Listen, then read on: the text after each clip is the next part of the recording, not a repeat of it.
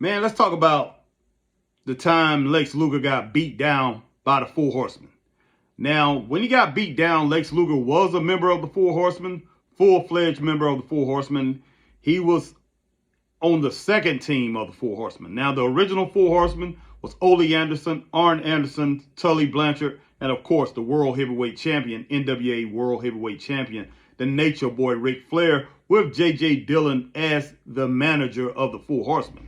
Now, the first group of the Four Horsemen, very good group, tough group, and there was a young man who had came to Florida, that came from Florida, in the Mid-Atlantic Championship area. You know, he was green, but hey, he was learning. He was pretty good.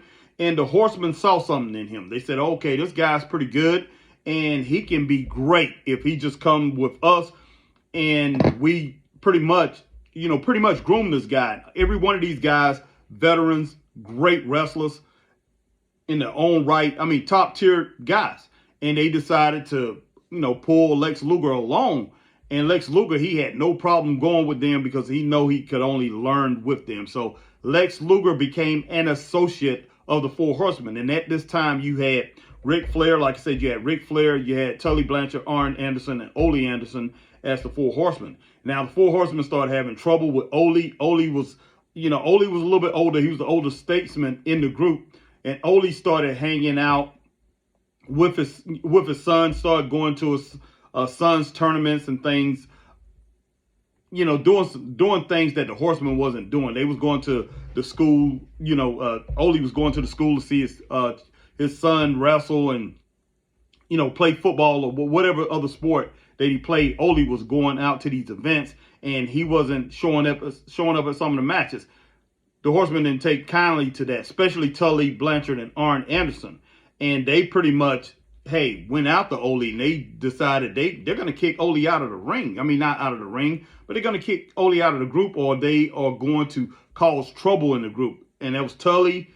It was Tully, Arn, and J.J. Dillon. They decided to pretty much get rid of Ole. And Ole pretty much was like going back and forth with those guys. And Rick at that time, Rick was wrestling around the world, so he wasn't there every week.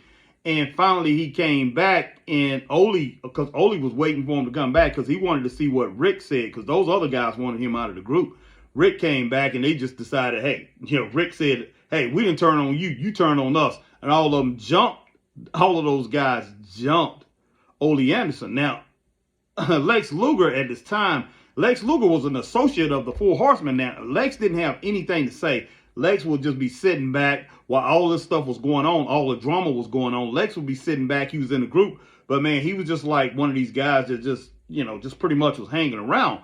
But when they went in there and Ric Flair had turned on Ole, and all those other guys was in there, and they was waiting for what Rick was going to say. And Rick said, we didn't turn on you, you turned on us. Next thing you know, all the guys started jumping him. And, of course, Lex Luger was in with the group, and he started throwing his punches. He was in there, helped jumping Ole.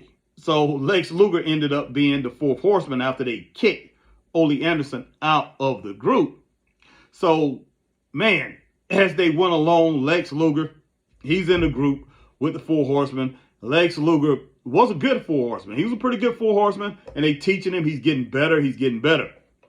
And, man, Lex, he's all into his body. He's into his bodybuilding and everything.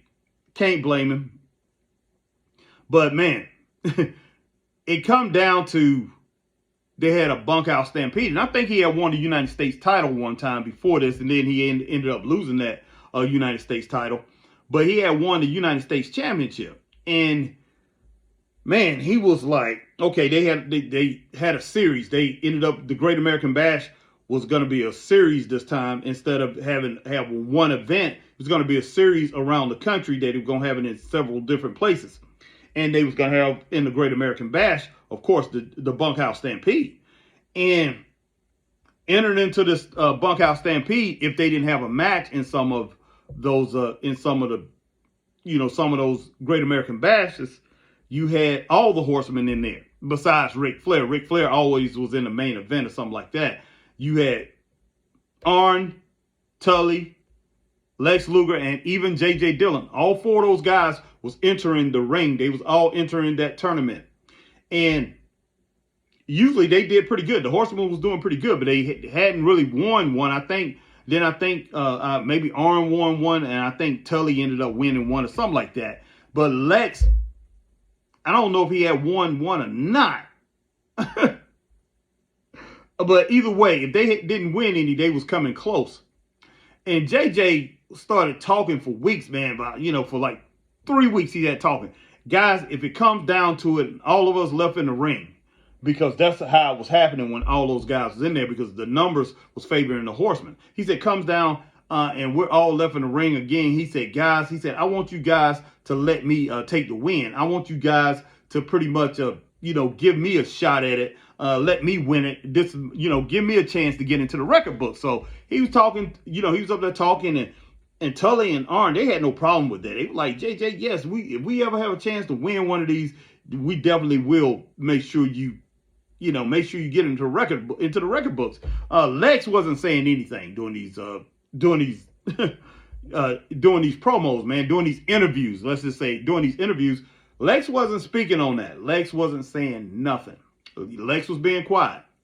And Lex, right before some of these stampedes, doing some of the weekly shows on Saturday night at 6:05 Saturday night, whenever he got up there to talk, or on Mid-Atlantic Championship Wrestling at 11 o'clock in the morning, Lex would be having interviews, or the Horseman would be having interviews, and Lex would get in there, and Lex would be talking like he's an individual, like he's a solo wrestler, like he's by himself. Yes, he was going in the ring. They used to use him mainly to go in and wrestle by himself, but he act like he wasn't even part of the group when it boils down to it. And then he got to the point where he was basically talking like, man, I'm a fan favorite. I'm for these fans and all that, and I'm gonna be my own man and everything. So he was pretty much, his narrative was changing. He was like changing, and JJ kept correcting him like, hey man, something ain't right. Something ain't right. I don't like the way you talking and everything. And Lex would go back at him. Hey, look, I'm my own man and everything. And look, this is what I'm saying, and let me be a man about this. Okay, come up one of the stampedes they was in. All the Horsemen